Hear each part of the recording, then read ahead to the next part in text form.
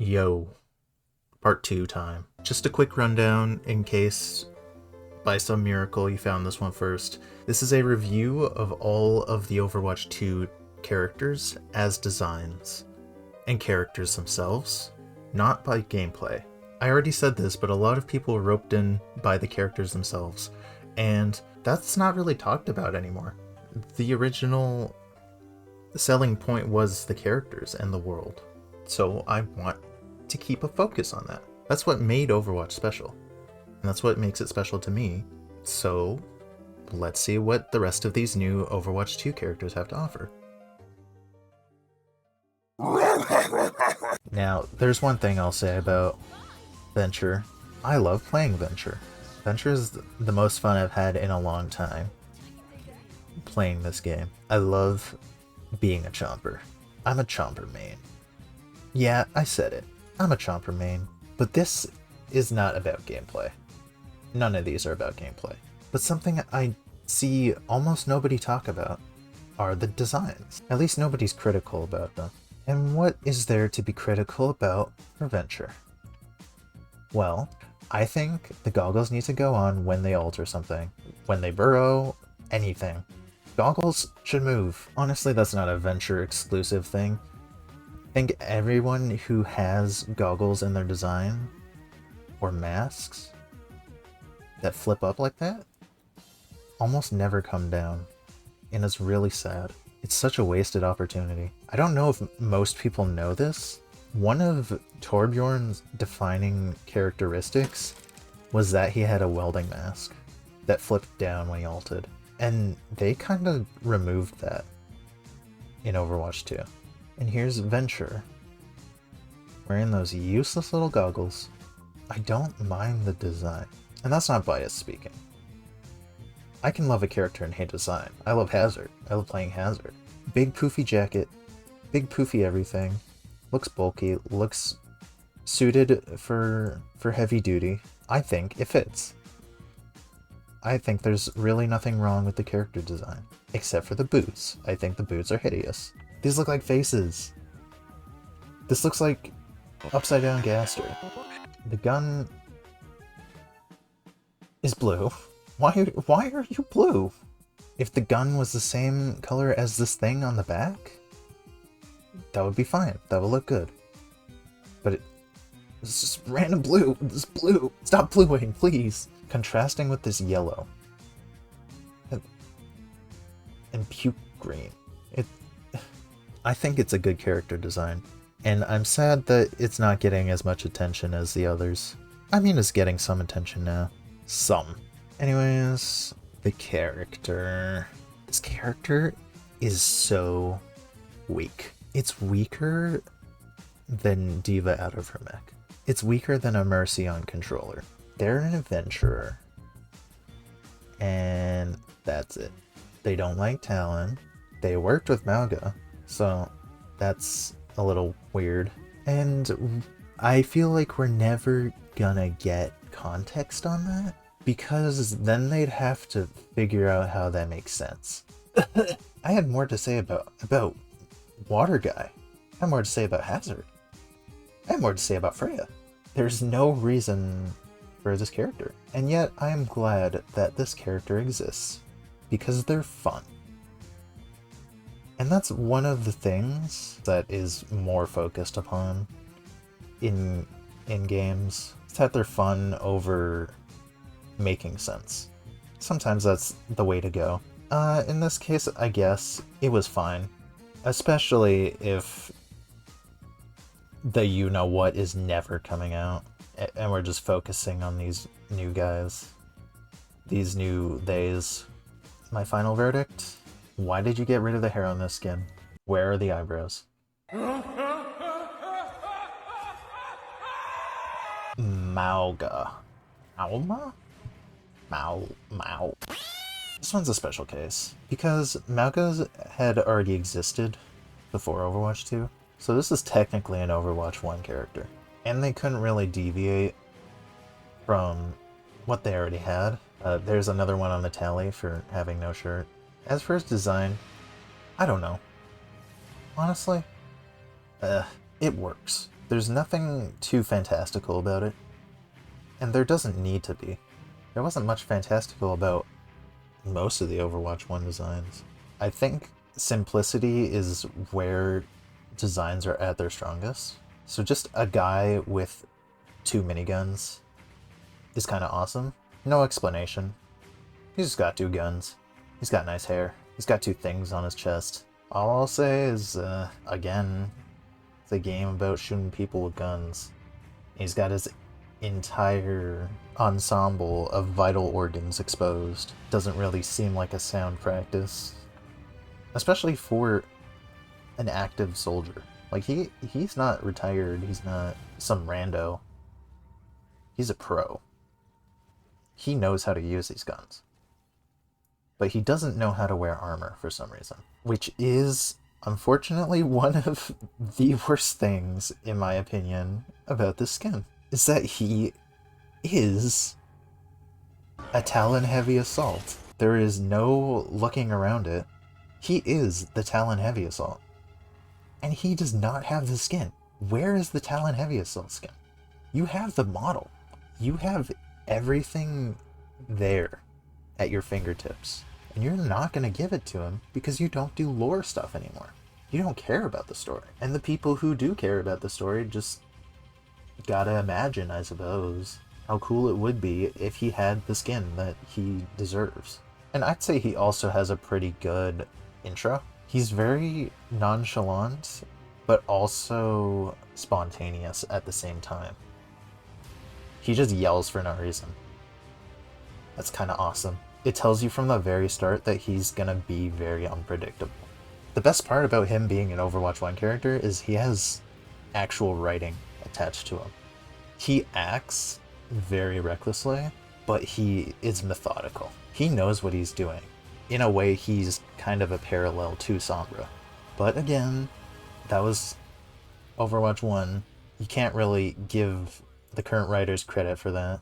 Which also kinda makes this a boring one to talk about. Because he is a whole character. Compared to everyone else in Overwatch 2, this guy is solid. Metaphorically and literally. Give him the Talon-heavy assault though. Please. Please. The full concentrated power of the sun! Oh boy, it's time to talk about Illari. This is a character. This is kinda when the magic problem started to become a problem. Once is an accident, twice is a coincidence, 3 times is a pattern. This is the pattern. This sun child, literally living solar panel with magic sun powers, with her magic sword gun and her magic healing pylon. None of these are powered by technology, and that's confirmed. They are powered not exactly by solar energy, but like by the spirit of the sun or something. It's really odd, and not in a good way. I think she looks cool. I think she looks cool when her hair unties as she ults. Like, I think this is cool. Don't get me wrong. Does this look like an Overwatch character? Not in the slightest. Which I guess is kind of the point, because she isn't from Overwatch. She's from a whole separate village that she destroyed. She literally severed her own connections. She doesn't know anyone. Again, you let me bring up once as an accident, 3 times pattern, blah blah blah. Here we go again with, she doesn't know anyone. She's so mysterious. They don't know anyone. They're so mysterious. He doesn't know anyone. He's so mysterious. Shut up. Know someone. Have some kind of connection. Sorry, it's Illari, I think. The problem with Sun Girl is that she doesn't like talking to people. And that's fine all on its own. Hanzo is kind of the same way. Hanzo is respectful. He will indulge people if they ask him. Sun Girl, she just doesn't talk to anyone. Just socialize. Do something. Pokes with stick. You know what? Let's see how many legendary skins you have.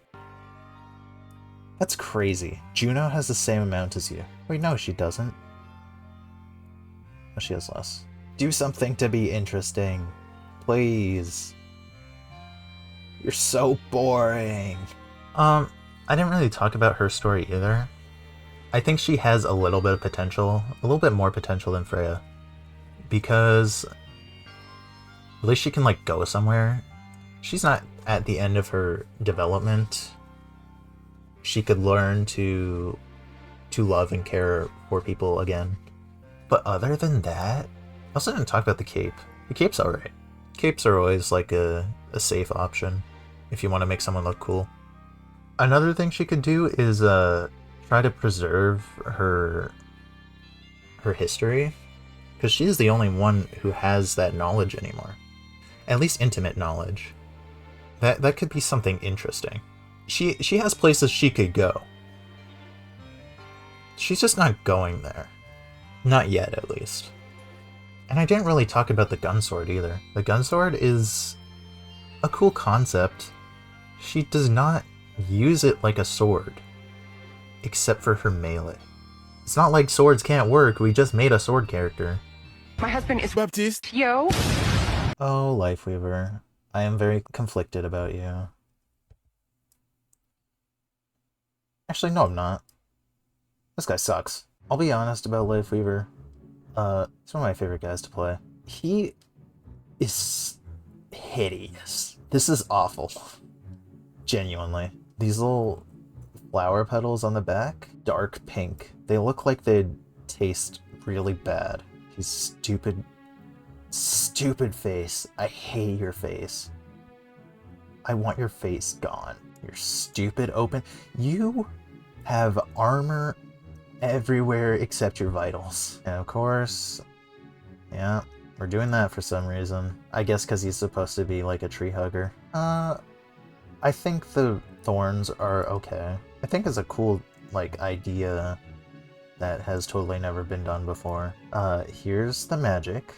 This was the coincidence back then. No, this is... Wait a second. No, this is the pattern, as we'll see. Either way, Illari and Lifeweaver both kind of had the same problem of... we're just doing magic now. This is... you could call it plants. Plants don't have healing powers on their own like that. You're obviously magicking it somehow. The very idea that his technology can be made into complex structures like plants and stuff is kind of a big step from Symmetra, where she constructed stuff out of simple shapes. It was interesting. This is just plant magic. You're just a druid. It's supposed to be the same technology as Symmetra, and it doesn't even look the same in the slightest.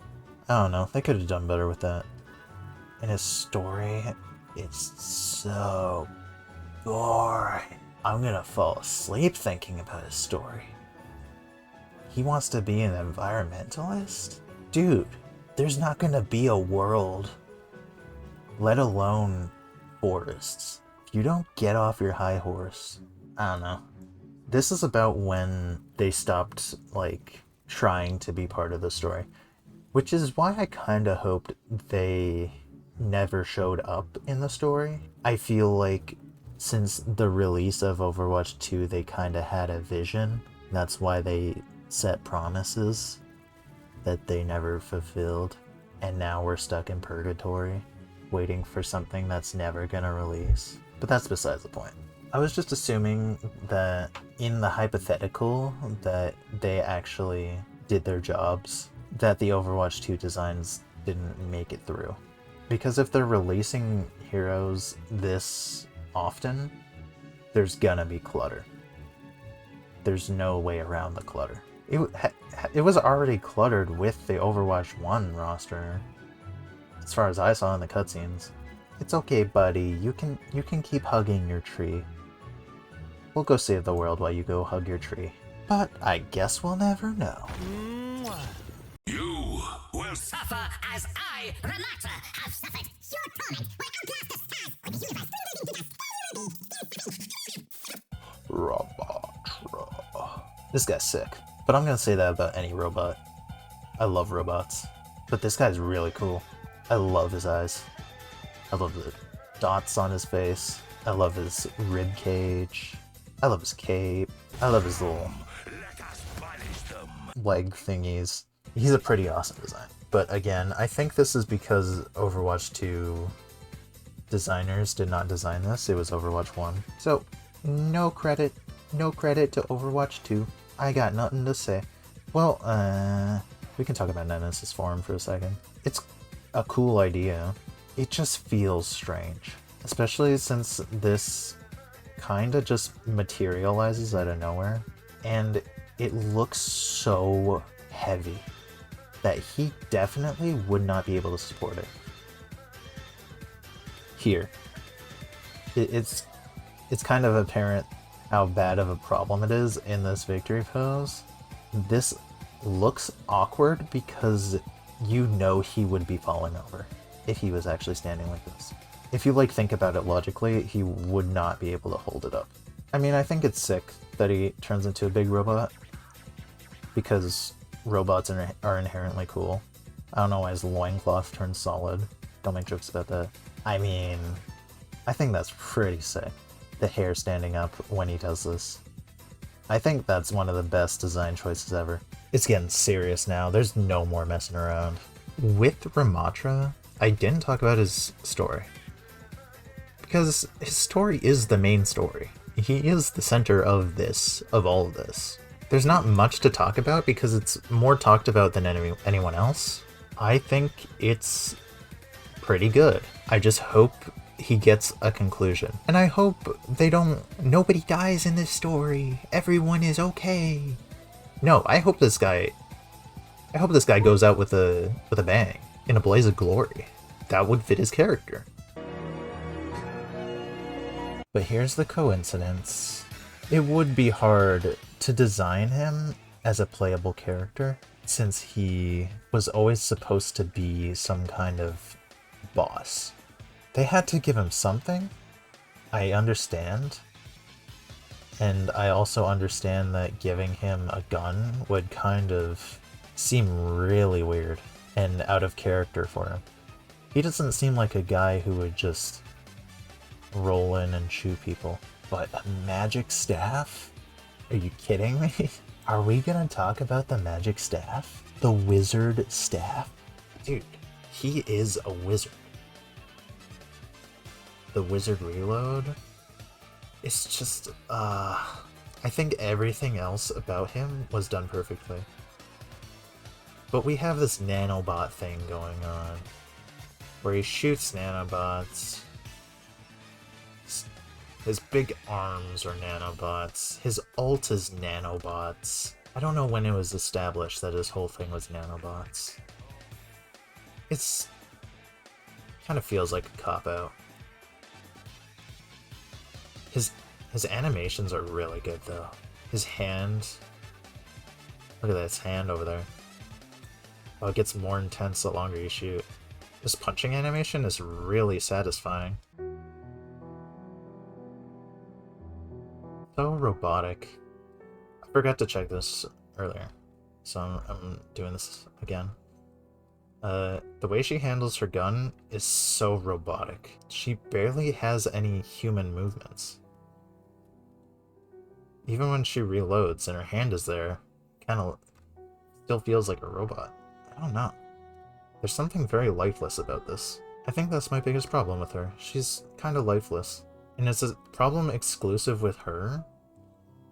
So I'm wondering if it was a deliberate decision. It might be because her character is that she doesn't want to connect to people, I guess, because trauma, blah blah blah. Trauma doesn't turn you into a robot, though. I mean, it does the job. You can kind of feel the weight of his movement. It gets the job done. That's better than most of the ones I've seen so far, which is a little sad. Venture is very rugged. Like, it's definitely an industrial tool, not made for actual war. It's alright. I honestly might be biased. A little. Because I'm so used to it. But I think this is serviceable. I feel like she would be shaking more. Oh my god, I forgot to talk about how unbelievably annoying Juno is. Oh my god. I talked about everyone else except Juno.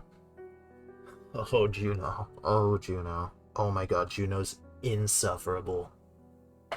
Holy. I want there to be an option to mute specific heroes only for Juno. I don't want to hear her ever again. Just even thinking about it. Ugh. I know lots of people love Juno because she's supposed to be innocent and cute and whatever. That is not the atmosphere of this game. Or at least, if you're gonna do it, make it funny. Like, Mei is funny when she impales people with icicles. She's like, oops, sorry, haha. It wasn't even a quick, dignified death. It disfigures them, makes them unrecognizable. Juno shoots you with a little laser tag gun. She's not violent. It borders on annoying instead of cute, just because of how hard she's trying to be. And the gun's fine, I guess. There's not much you could do with it, other than, again, make her shake a little bit more. Because, you know, she's supposed to be inexperienced. She's supposed to be scared of this situation. She's not a fighter. Okay, that was nice. She, like, readjusted. I don't know. If Juno would be muted in a future update, I wouldn't mind. Lifeweaver.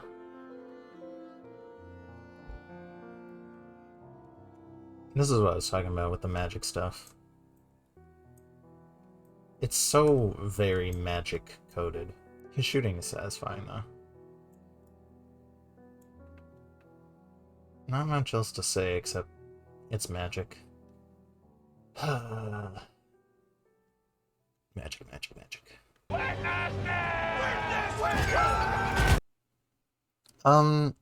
She's cool. I kind of like all the robot parts she has on her. That feather's really cool. A little tuft. That really adds to a silhouette. Junker Queen is a very solid design. And I fear it's because she was already designed before. Again, I mean, kind of speaks for itself if you look at her design from the cinematic, which is it like undoes all the good things about her current design for kind of no reason. We got this weird spike shoulder pad. I guess because this was... No, you got Omnic parts on you already. I was gonna say this is before the little Omnic war. But no. It just doesn't make sense. It never makes sense with Overwatch 2. Anyway, her design's cool. I don't know why she has red eyes. As for Junker Queen, I think this is the only character, besides the other two Junkers, that actually makes sense to not have a lot of covering, because they're working with scraps. They don't got nothing. I kind of wish she had the crown on, though. I'm a big fan of the makeshift weapons, though. I love when they look handcrafted. Look at that. And I'm not really expecting a story out of Junker Queen. Although she does have a self-contained story. She does have a story. It's just not connected to the main plot. Yet. Indefinitely. Like, I imagine Junker King goes to Talon, wages war or something. Dude, I loved her idol. I love her spinning the knife. That's one of the best idols. It's so sick. Anyway. Point is, well, Junker Queen is kind of like living proof that self-contained stories in the Overwatch universe can work if they make sense. And if they have depth, like, of any kind at all. She's like Hazard if Hazard was good. It doesn't break any of the previous storylines.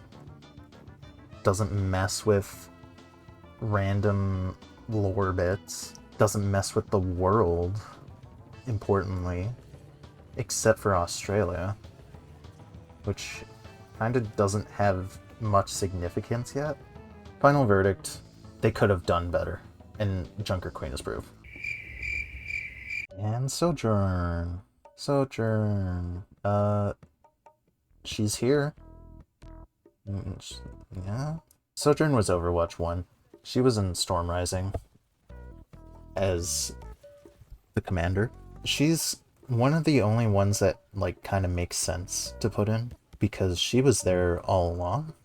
Well, not all along, but she was at least there for when Tracer was in Overwatch, while Morrison was still on duty. But for her character itself, is there one? I feel like she has no enthusiasm to anything. Maybe it's because she's supposed to be all super serious.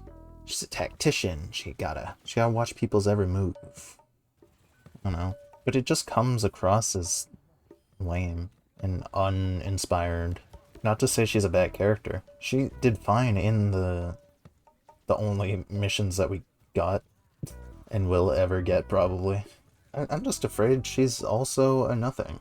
I'm just afraid her reputation kinda supersedes her. I'm also kinda sad that the most boring character is the Canadian character. Don't say Venture, because I heard Venture was supposed to be from Central Canada, and then I learned they're from Nova Scotia? Like, what? Central Canada? Where? I'm so sorry you're from Nova Scotia. Anyway, Sojourn. Let's look at what we're dealing with here. She's really wearing that puke green. Color doesn't mesh well. You could have picked like any other color. It especially doesn't mesh well with red, which is her weapon. Her weapon's pretty solid. It's not a bad weapon. And I'm worried that I'm only excited about the weapon because it's not a magic. I'm not looking at a magic. This is something that is entirely based on technology. I feel like her cyborg deal got overshadowed by all the cybernetic people around her. This would have been more special to her if we didn't have, like, Hazard, who is basically just her, but big and spiky and Scottish. Those little jet things on her legs, that's pretty cool. I always liked her hair too. I think she rocks the gray hair pretty good. It's a solid design. It's just the jacket's really gross. I don't know why she's wearing puke. The gun is a gun. I wasn't expecting her to do anything cool with the gun. She's inspecting it. Oh, and then she jumped right back into a battle-ready pose. Look at that. Watcha! She's ready for action. Isn't that crazy though? That, like, it's so easy to put personality into these. She just did a little rotating of the gun. It's hard to believe that so many of the future designs get that wrong.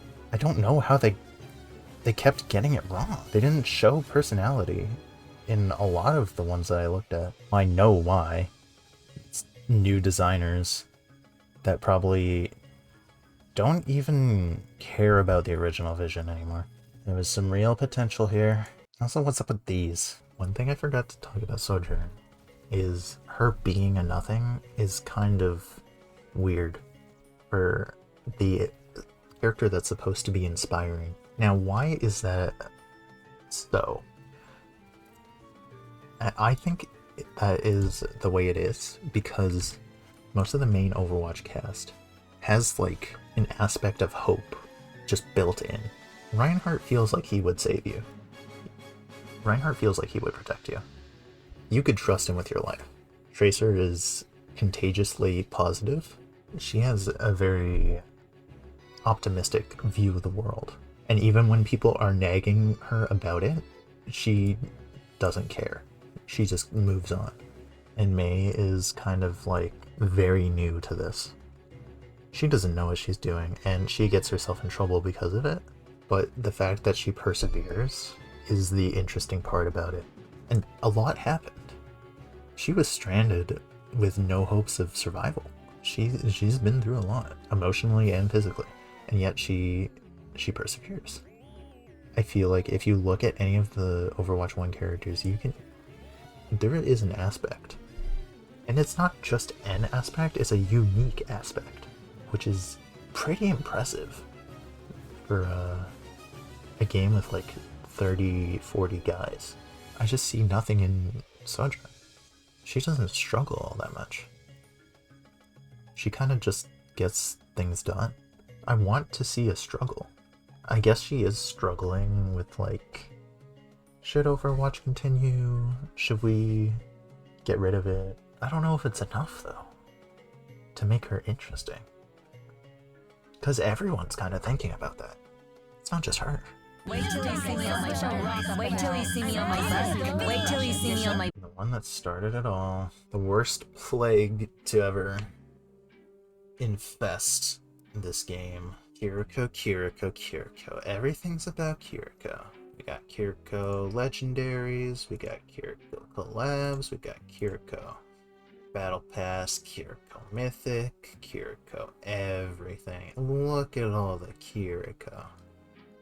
So much Kiriko. This is a knife.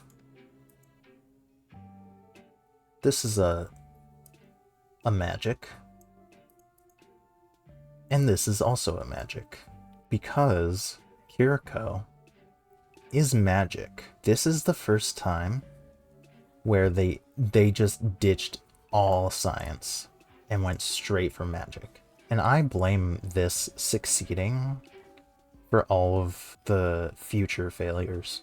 There is no logical way to explain healing papers, Suzus that can grant you immortality, if only for a moment. Not just immortality, it grants you a healing buff and... No, we're not getting into gameplay. No, we're not getting into gameplay. Shush. If we get into gameplay, there's no going back. Let's talk about the design. I think the hair is cool. I think the fox ear thing is okay. Otherwise, she is very obviously not suited for battle, which kind of makes sense for her quote-unquote character, since she's protected by totally technological means and not a magical fox spirit. So it would make sense that she is reckless.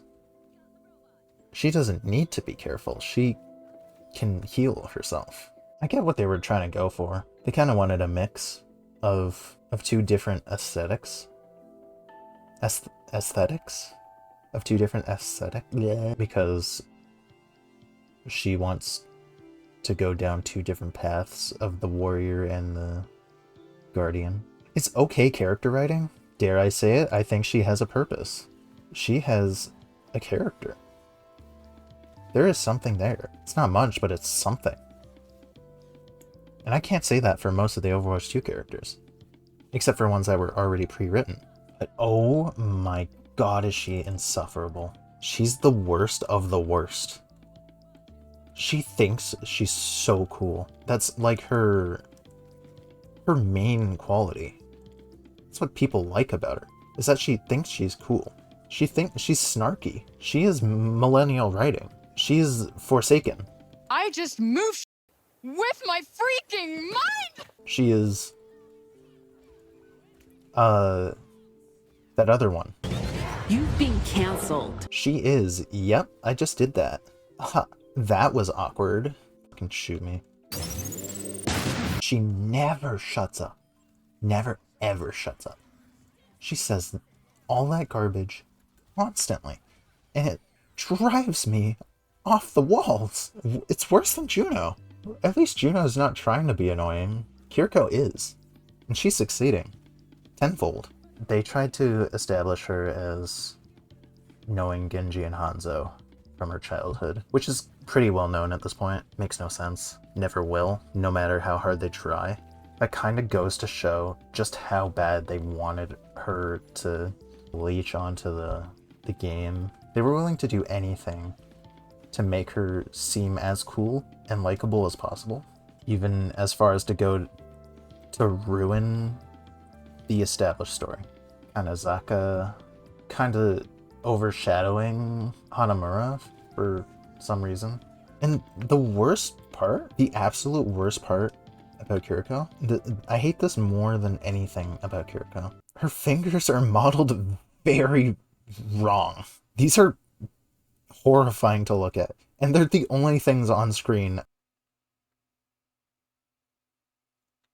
That's where Kiriko belongs.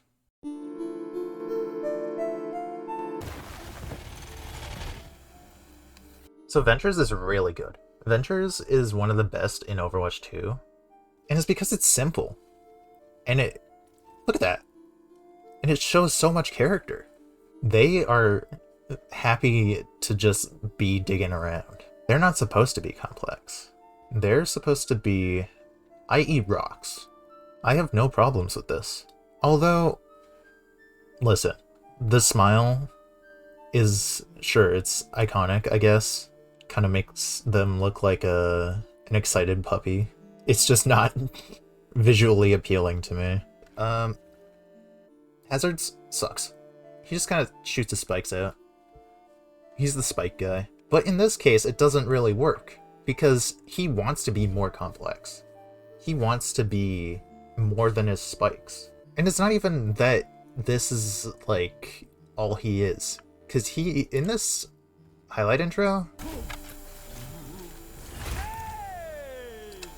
he sticks his tongue out. He gets in your face. He's going all out for his little celebration here. As annoying as it is, it's unique to him. All they really needed to do, they didn't even need to do the tongue if it's a little too obnoxious. They just need to do that stomp, and then he gets up in your face. That tells me what I need to know about Hazard. I'm not sure this works for Wu Yang. It's alright. It shows that he kinda has good control over his powers. It's whatever. But he looks a little too calm and collected for someone who's anxious about failing, which is not something I gleaned off of how he acts, and I don't really care, because I hate his character. I hate everything about his character, so I'm not going to talk about this anymore. Juno's is pretty good, except she looks too competent, which again, not her character, not part of her character at all. I think it's really cool that she flies in though. It's alright. It's just not her character as far as I can tell.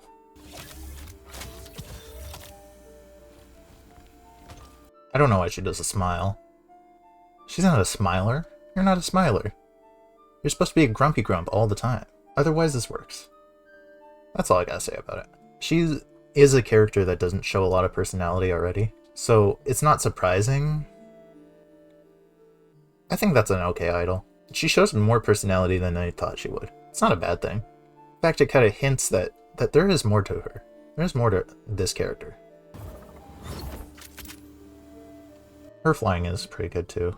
She's already a nothing, so I don't have much to say about this. Yeah, I have nothing to say about this. There's nothing.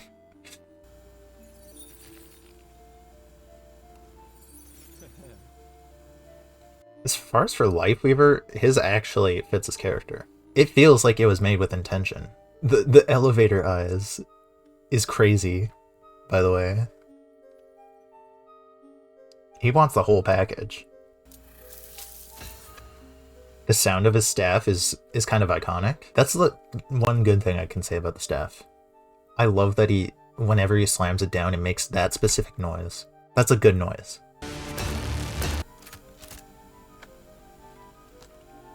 She could do more. She just kind of loads her gun. Everyone has a gun. It's not special to Junker Queen. If you could like show your magnet, or even yell, do something. Like even that. She did a nice little smile. She's supposed to be very excitable. She doesn't look excited in this. She also doesn't show her knife or her axe. Nah, she's alright. Something I didn't really expand upon with Kiriko. I was so tired recording that I didn't even think about what I was saying. The thing with the Hanzo Genji situation, it's not just about shoehorning her in. It's about how it feels like a headcanon. It feels like some fan designed this character who has no flaws whatsoever, except that she's snarky. And then she was put in with continuity errors built in. It feels like an OC, not a character that actually lives in this world. She felt like she was made specifically for like a power fantasy. It's so weird. Really off-putting that she kind of messed with one of the most interesting stories of Overwatch. This whole mystery between the two great dragon brothers and Fox Spirit. Except that this Fox Spirit is actually real. And it's a real spirit with real magic. And it's better than these two big dragons that aren't real. And she's got to fight the evil lions who were never part of the original story and now suddenly appear in Hanaoka that replaces the original painting that is actually interesting to look at. Another thing about her personality, she is mean for no reason. She's only nice to other snarky people. If someone else is nice to her, she claps back for no reason. So I'm trying to ask everybody this. What is your favorite animal? Really? Take a guess. What about that is supposed to be likable? It's like, don't even talk to her at that point. Don't even give her attention. It's not funny, it's not cool. You're just mean.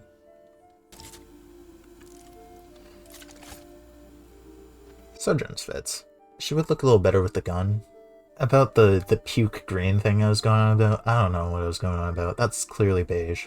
Still, it's not like a good color to match with this whole getup. It especially doesn't really mesh well with her skin tone. And another thing, but this was kind of a problem with all Overwatch designs. The jacket isn't really jacket shaped. It's just kind of like melted onto her and doesn't have a clear end point. It kind of like meshes into her shorts. I guess that's their style. I just don't think it looks good, especially in the cinematic where that's supposed to be normal somehow.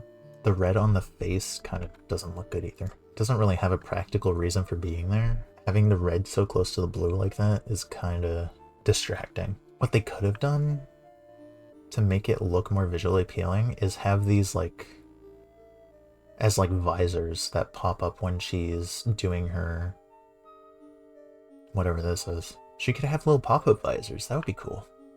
That'd be awesome. I already talked about his intro. His intro's really good.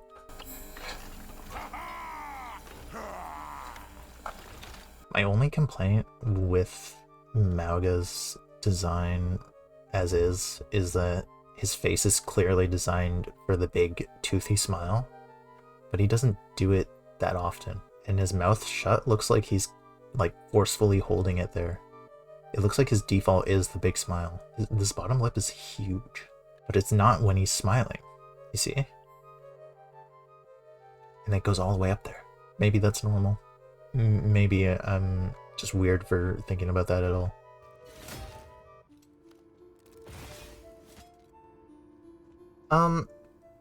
This is kind of really bad. I don't know how else to say it. Other than the sound design, there's really nothing to her and her movements that say that that sword has any weight to it or power. No visuals at all. She's so bare bones to the point where it's like one of those boom whackers, basically. That's how it looks to Wei. I already said my piece about her face. Don't need to say it again. The black pieces of her armor look really good. And I wish that was just all over. I wish that was on the other arm. I wish that was on the stomach. You could say all you want.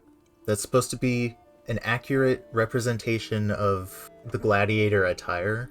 But I literally made a joke at the start of the other gladiator skins where they are covered perfectly fine and it looks good. They can make it look good without showing it all off. And that's another thing, because I know people are gonna say it. What's wrong with her looking attractive? You can look attractive in a suit. You can look attractive in a big chunk of metal. You know who does that? Pharah. You know who shows off their strength through like armor and clothing? Literally all of the tanks. Except for Zarya, she shows her arms off because she's supposed to be a weightlifter. I can excuse Zarya because she has a literal barrier that covers her. This, I can't. She is planning on only close quarters. She is planning to have the risk of also being stabbed. You can't tell me that this one armored arm is going to protect her from anything. And that sword isn't big enough to cover her whole body. So I don't want to hear it. I actually don't want to hear it. And while I've been talking about all this, I bet you haven't seen her move once. Yeah, that's right. There's no idol. I can't believe that.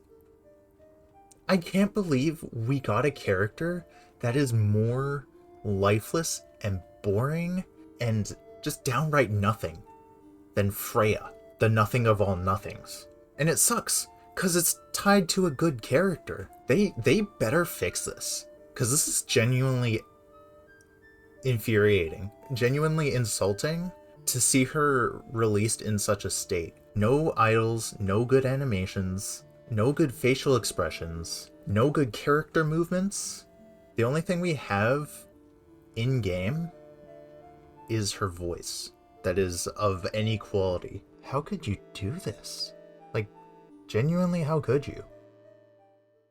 Okay, that's all I had to say about the designs, but not all I had to say about the characters. If you're here for the designs, it's done. The end. But I have one last very stupid tangent to go on. If you'd allow me.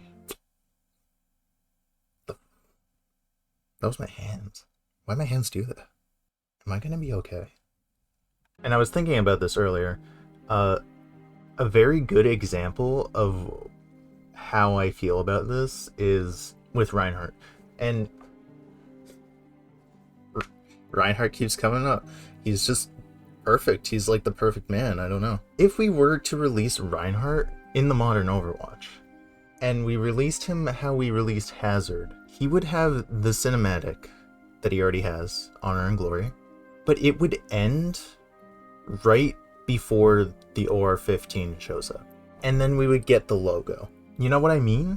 We get to see him full of himself. We get to see how cocky he was when he was younger. And then the end. And then you could say Reinhardt's just full of pride. That's his character trait. And his gimmick is this big, huge Crusader armor. Because he's from the Crusaders. And they might also give him a 400 flat damage ability with no line of sight breaks. And when we contain it like this, and just throw it in, then we're completely missing out on the consequences of his cockiness in that armor. We miss out on the OR-14 beating the life out of him in that armor, completely stopping him in his tracks. We miss out on seeing him lose something physically. That eye is gone. We miss out on the emotional damage of my actions not only led to consequences to me, but consequences to everyone else.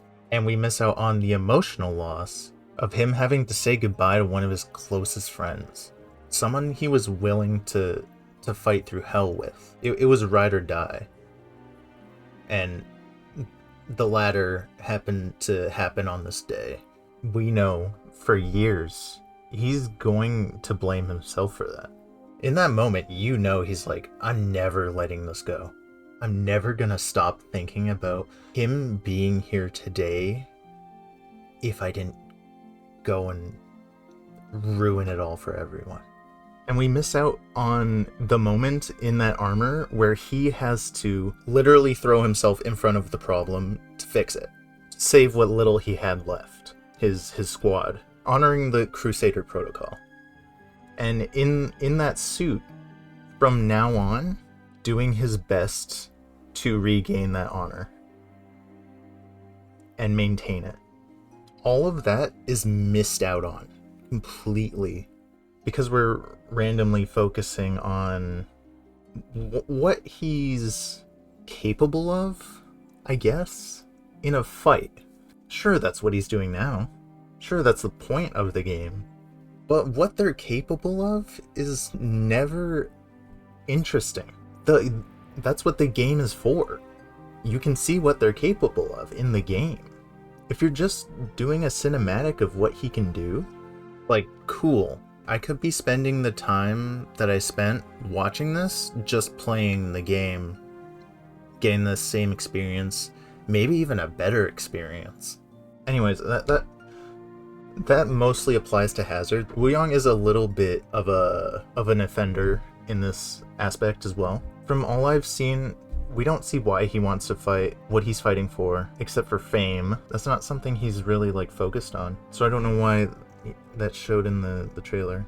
And Vendetta, her trailer is really theatrical. It does tell us what she's about, but not in a way that hooked me. Because while she was telling us her deal, she was showing off all her cool moves, as opposed to what we were being told. And if you know anything about character story building, you show, you don't tell. It's like rudimentary. Freya too. I watched the trailer. I rewatched the trailer for gathering footage. I completely forgot she had a whole thing that was gonna happen. She's gonna go find someone from the old Overwatch team. How can you forget something that big? I've been going on about bringing back the old character concepts, and they're gonna do it. But I completely forgot because Freya is so forgettable. And they put it in Freya. They put that plot device onto Freya, and she didn't really earn it, being the main focus of anything. I don't know, man. And I don't want to sound too bleak, but if they're gonna be releasing characters every 2 seasons like this, I feel like we're never gonna get the kind of depth we had before. And I'm not wishing... Everything I've said up to this point has come from a place of passion. I truly care about the story that they wanted to tell, and stories they want to tell in the future. And I really hope each and every one of these characters get their own time in the spotlight. Because if I retained anything from Overwatch, and the stories, and the characters, and the messages, it's to have hope. Hope for the future. I am hoping for the future. I am hoping for Overwatch's future. My hopes are not that high, though. So, as you know, I'm new to this, so I don't really know how to end the video. Thank you for watching. Like if you liked. Subscribe if you subscribed. This was a lot of work, and I am very proud. And I hope you enjoyed. And I hope you will enjoy the future. Enjoy your future while it lasts.